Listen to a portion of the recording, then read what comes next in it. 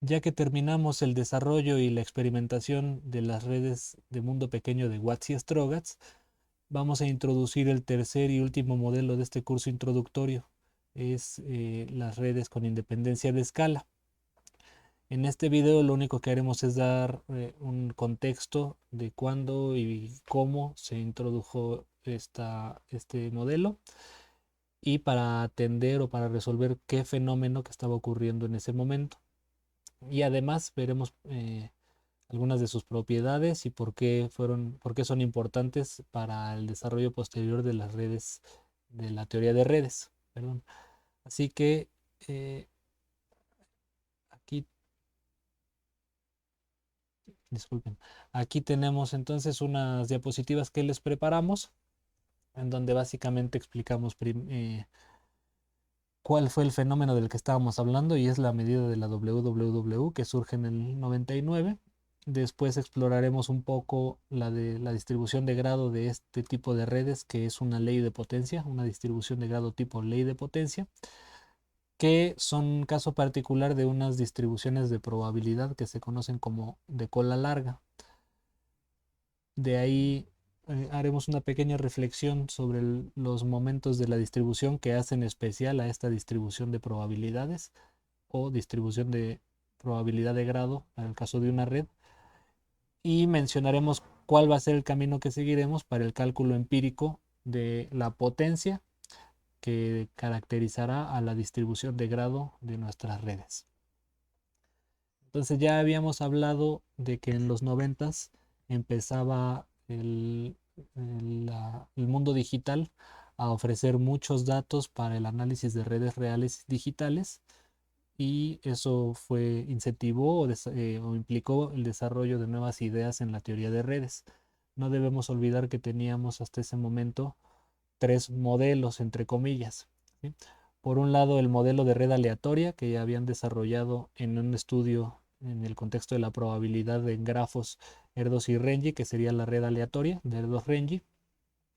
En el otro extremo, las, unas redes que se conocían bien, aunque no desde esta perspectiva, pero que se conocían bien en la física, en la química, que serían las redes regulares o las redes tipo látice, que fueron importantes en el desarrollo del estudio de, por ejemplo, de cristalografía, ¿no? Ya se conocían muy bien qué tipo de configuraciones regulares podían tener, por ejemplo, las moléculas, y eso ya nos daba un tipo de red también, o un tipo de modelo que podríamos traer a la teoría de redes, completamente regular y con mucha estabilidad.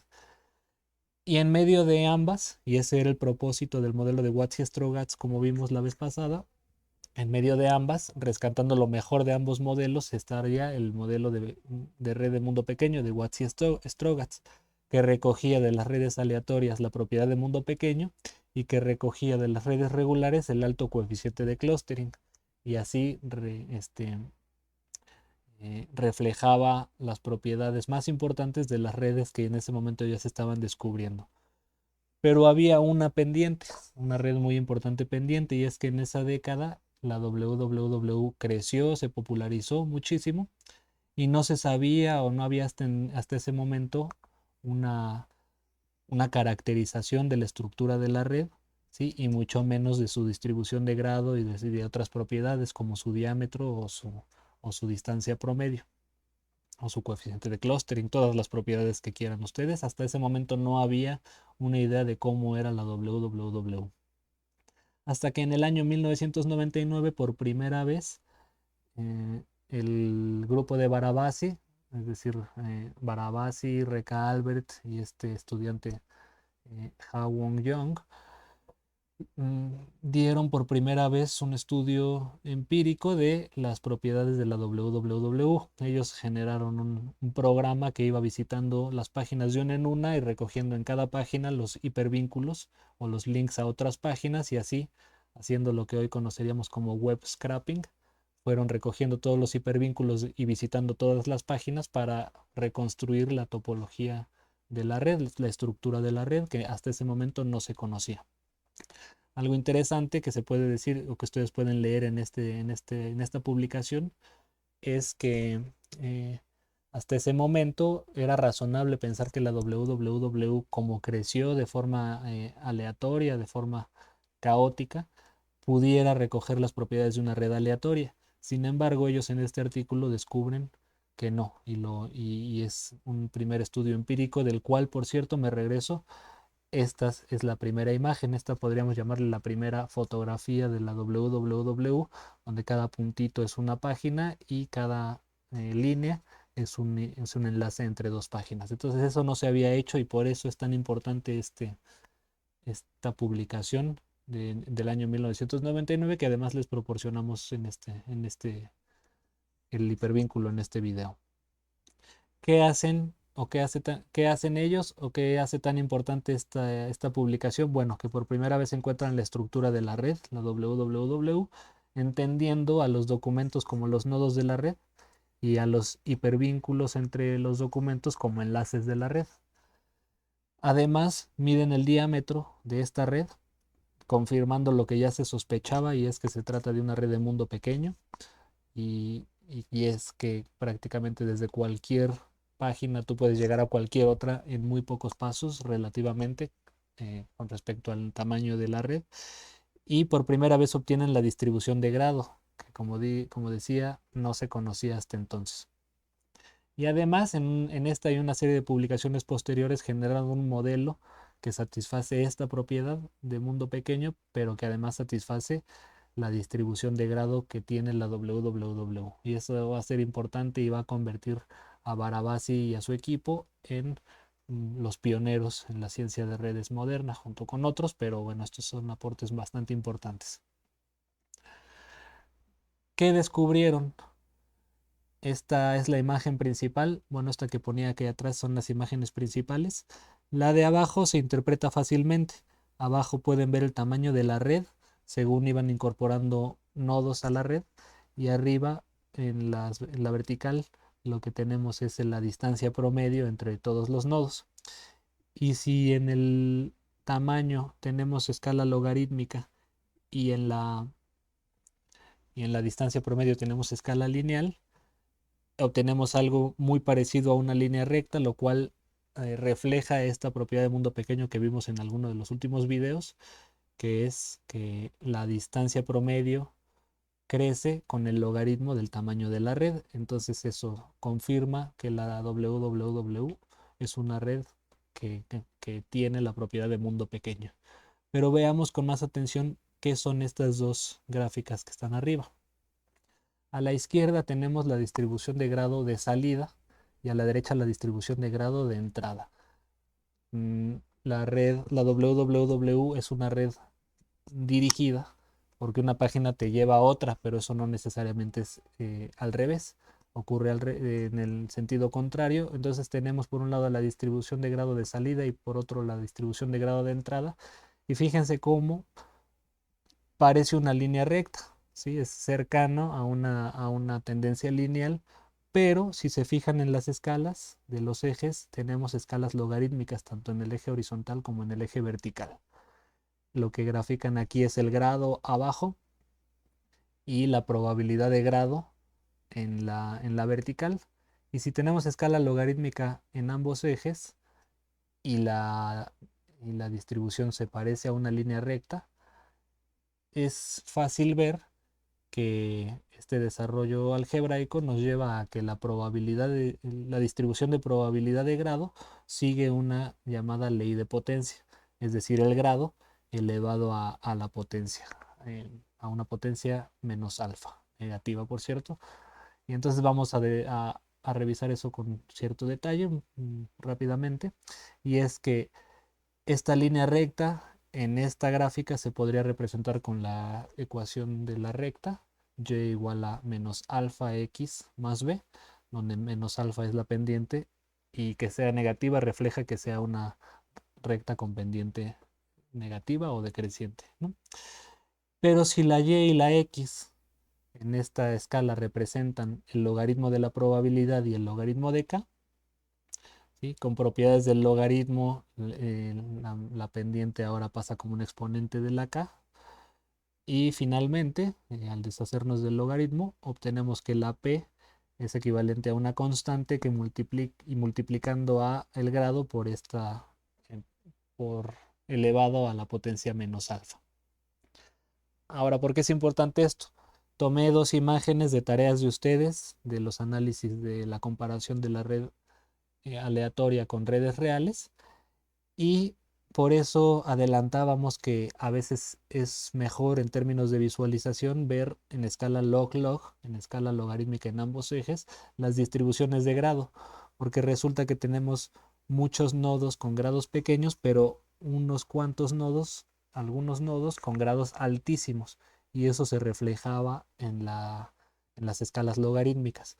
Pero algo que podemos ver ahora es que si en escala logarítmica, en escala log-log, tenemos algo que en alguna región se parezca a una línea recta, entonces no se trata probablemente, presumiblemente, de una ley de potencia con muchas propiedades interesantes que vamos a ver en los siguientes videos, pero que además se insertan en el contexto de otro tipo de estudios muy interesantes que explico a continuación. Eh, las distribuciones de probabilidad tipo ley de potencia y en el caso de las redes, las distribuciones de grado tipo ley de potencia son un caso particular de otra de las distribuciones que se conocen como distribuciones de cola larga o en inglés fat-tailed. Eh, ¿Por qué se les conoce como distribuciones de cola larga? Porque vuelvo a tomar el ejemplo de las redes que alguno de ustedes comparó con la distribución de Poisson correspondiente a una red aleatoria, ¿sí? Se les conoce como como distribuciones de cola larga porque esta región de la distribución que se le conoce como la cola y es los valores del dominio más grandes, ¿sí? Eh, aparecen a pesar de que las distribuciones de probabilidad clásicas, digamos, la normal, la de Poisson, la binomial, prohíben esta región de acá, la hacen muy improbable. Una distribución de probabilidad tipo Poisson hace muy improbable nodos con grados altos, en este caso por encima de 100 o de 1000. Entonces, a esta zona de acá, cuando la K tiende a infinito, se le conoce como la cola y se les conoce como cola larga o cola gorda, ¿sí? Porque ahí donde las distribuciones de probabilidad normales con una o de tipo exponencial o todas las clásicas, digamos, prohíben la presencia, las de cola larga eh, tienen, admiten la presencia de elementos con ese valor. Entonces, por cierto, en redes a esos nodos que tienen alto grado, ya hablando específicamente de grados y de nodos, a los nodos que tienen grado tan alto se les conoce como hops, ¿sí? Son nodos que acumulan gran cantidad de enlaces, así se les conoce como hops. Bueno, entonces estas distribuciones de de ley de potencia pertenecen a una familia más grande que son distribuciones de cola larga que satisfacen esta propiedad de acá abajo, que esencialmente es que a partir de cierto valor se comportan como una ley de potencia. Puede que antes de ese valor no se comporten como una ley de potencia, ¿sí? La ley de potencia no persiste o no describe en todo el dominio, pero hay un momento, un valor específico a partir del cual la distribución se comporta como una ley de potencia. Y esto es importante porque como veremos en otro video posterior, son distribuciones que bajo ciertas condiciones dadas por la alfa, puede ser que el primer momento de la distribución, o sea, el promedio, está bien definido, da un número, sin embargo, el segundo momento y los siguientes, pero particularmente el segundo, diverge. ¿Esto qué querría decir en términos muy generales, aunque lo detallaremos en un siguiente video? Que son distribuciones de probabilidad que tienen un promedio bien definido, pero que tienen un segundo momento y con él una divergencia o una desviación estándar no definida, ¿sí? Que diverge, que todos los datos no se acumulan alrededor del promedio, sino que pueden tomar cualquier valor posible. Y eso es muy interesante en algunos fenómenos. Aquí les mencionamos la ley de Pareto, la ley de Zipf. eh, Hacemos una referencia a Taleb, que es un economista que escribe un libro que se llama El Cisne Negro, que ahorita explicamos por qué, y otros fenómenos en la naturaleza que uno de los cuales se llama vuelos de Levy, que dan cuenta de distribuciones de ley de potencia. Déjenme explicar rapidísimo el caso de la ley de Pareto. Pareto es un economista de hace muchos años que descubrió que la distribución de ingresos de una población se comporta como una ley de potencia. ¿Qué querría decir esto? Y déjenme encimar la explicación en esta distribución de grado que es una ley de potencia. Si en lugar del grado y los nodos de una red lo que tuviéramos aquí fuera el ingreso económico y la población que percibe ese ingreso económico, ¿qué tendríamos? Y es algo que descubre Pareto, que la mayoría de la población tiene ingresos bajos, ¿sí? Parte de la población tiene ingresos medios, pero hay alguna fracción de la población muy pequeña, pero que percibe ingresos altísimos, de varios órdenes de magnitud, varios órdenes de magnitud superior a lo que percibe la mayoría o las personas con menos ingresos, ¿sí? Esto en distribuciones normales no tendría sentido. Algunos fenómenos descritos por distribuciones normales como el peso o la estatura prohibirían que alguien pese varios órdenes de magnitud más que el promedio. ¿Sí? Por ejemplo, si el peso es de 70 kilos en una población, podemos esperar que la gente pese 80, 90, 100, 110 tal vez, o 50, 40. Pero lo que no podemos tener es alguien que pese 10 veces eso, o 100 veces eso. Eso no tiene sentido físico, ni biológico, ni nada, ¿no? Sin embargo, en términos de ingreso, si el ingreso promedio fuera, por ejemplo, de 5,000 pesos mensuales, es razonable que si bien la mayoría gane eso, haya gente que gane 10 veces más, por ejemplo, 50,000, o 100 veces más, 500,000, o 1000 veces más, 5 millones. Y así pueden irse para arriba y aunque la población que perciba esa cantidad sea menor, sí es viable, sí es razonable que alguien gane 50 millones, 500 millones al mes. Eso por ponerle simplemente un ejemplo de cómo la distribución de los ingresos en una población descubierto por Pareto sigue una ley de potencia y no una distribución normal. En el caso de la ley de Zipf es algo muy similar. Se ordenan las palabras según las más usadas y las menos usadas en cualquier idioma en un texto o en un discurso, y lo que obtienen es que las palabras se van ordenando según una ley de potencia, que además es una ley de potencia con exponente 1. O sea, sería aquí la probabilidad de que una palabra sea usada es su orden a la -1. Entonces es muy particular y eso parece que ocurre para todos los lenguajes y pueden investigarlo, es algo muy interesante. En el caso de los vuelos de Levy se trata de un tipo de caminata aleatoria distinta a la browniana. En un movimiento browniano ustedes recordarán la partícula se mueve de forma estocástica con una dirección aleatoria, ¿sí? Pero después de un rato la distribución de probabilidad de la posición decae de forma exponencial, ¿no? De forma normal, en 2 dimensiones y todo eso, pero esencialmente es una distribución normal. Sin embargo, hay contextos y hay fenómenos en los cuales partículas o movimientos describan algo que se parece a un movimiento browniano caótico, sin embargo de pronto da un brinco más largo, ¿sí? Y luego se vuelve a comportar como una caminata aleatoria y de pronto da un brinco largo. Y así, y de pronto puede dar brincos larguísimos. Entonces estos movimientos que describen algunas especies, monos araña, por ejemplo, y les pondremos referencias, o, o en algunos contextos también partículas pueden seguir este comportamiento. La distribución de la longitud de los brincos está dado por una ley de potencia también.